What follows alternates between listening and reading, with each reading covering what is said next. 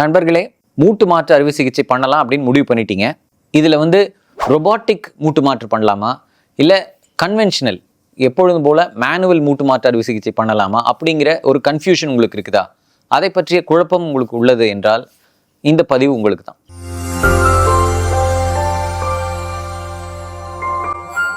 Robotic மூட்டு மாற்று அறுவை சிகிச்சையில் இருக்கக்கூடிய 5 முக்கியமான அட்வான்டேஜஸ் என்ன அப்படிங்கிறது இதில் பார்க்கலாம். ரொபாட்டிக் மூட்டு மாற்று அறுவை சிகிச்சை என்றால் என்ன? உள்ளே வைக்கக்கூடிய பொருள் அதே தானா இல்லை வேறையா அப்படின்னா, உள்ளே வைக்கக்கூடிய பொருள் அந்த மூட்டு, செயற்கை மூட்டு என்பது கன்வென்ஷனல் என்ன மூட்டு வைக்கிறோமோ அதே மூட்டு தான் ரொபாட்டிக் அறுவை சிகிச்சையிலையும் வைக்கிறோம். ஆனால் ரொபாட்டிக் அறுவை சிகிச்சையில் இருக்கக்கூடிய வித்தியாசம் என்ன அல்லது அட்வான்டேஜ் என்ன அப்படின்னா, இந்த மூட்டை பொருத்தக்கூடிய செயல், அதற்கு உண்டான பிளானிங் என்று சொல்லக்கூடிய அதற்குண்டான முன்னேற்பாடுகள் சிடி ஸ்கேன் எடுத்து அதை மிக தெளிவாக பிளான் பண்ணி சப் மில்லிமீட்டர் அக்யூரசி, அதாவது பின் பாயிண்ட் அக்யூரசி, ஒரு சின்ன பின் அளவுக்கான அக்யூரசியோட இந்த ஆப்ரேஷனை நம்மளால் செயல்படுத்த முடியுது. அப்படிங்கிறது தான் இந்த மூட்டு மாற்று அறுவை சிகிச்சை ரொபாட்டிக் மூலமாக செய்யும்போது இருக்கக்கூடிய முதல் அட்வான்டேஜ்.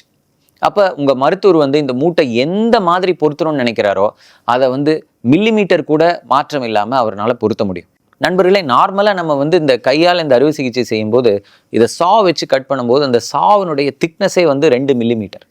அப்போ 2 மில்லிமீட்டருங்கிறது தான் நம்மளுடைய அக்யூரஸியாக இருந்தது. அந்த 2 மில்லிமீட்டருக்கு மேலே தான் நம்ம அக்யூரேட்டாக இருக்க முடியும் அப்படிங்கிற சூழ்நிலை தான் இருந்தது. ஆனால் இப்போது நம்ம பர் பேஸ்ட் ரோபோட் என்று சொல்லக்கூடிய நம்மளுடைய இந்த ரோபோட்டில் பார்த்திங்கன்னா, அந்த ரோபோட் செய்யக்கூடிய கட்டிங் அது 0.5 மில்லிமீட்டர், 1 மில்லிமீட்டருக்கும் குறைவான அளவில் அது அக்யூரேட்டாக தன்னுடைய வேலையை செய்யுது. அதனால இந்த மூட்டு கச்சிதமாக உங்கள் எலும்புக்கு எப்படி தகுந்திருக்கோ அந்த மாதிரி பொருந்தும். ஸோ இதுதான் நம்மளுடைய முதல் அட்வான்டேஜ்.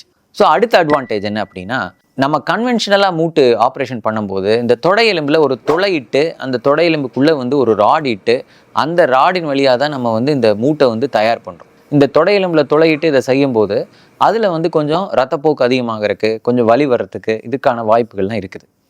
இப்போ ரொபாட்டிக் அறுவை சிகிச்சை பண்ணும்போது பிளானிங் எல்லாம் முன்கூட்டியே செய்துறதுனால தொடை எலும்பில் துளையிட வேண்டிய அவசியம் இருக்காது. நம்ம பின்கள் பொருத்துவோம், பட் மெடுலரி கெனால் என்று சொல்லக்கூடிய நடுவில் இருக்கக்கூடிய கெனாலில் துளையிட்டு ராடு பொருத்த வேண்டிய அவசியம் இல்லாதனால நம்மளுக்கு வலி குறைவாக இருக்கும், இரத்தப்போக்கு கம்மியாகும், இரத்த சேதம் கம்மியாகும், சீக்கிரமாக ரெக்கவர் ஆகிறதுக்கான வாய்ப்புகள் ரொம்ப ரொம்ப ரொம்ப அதிகம்.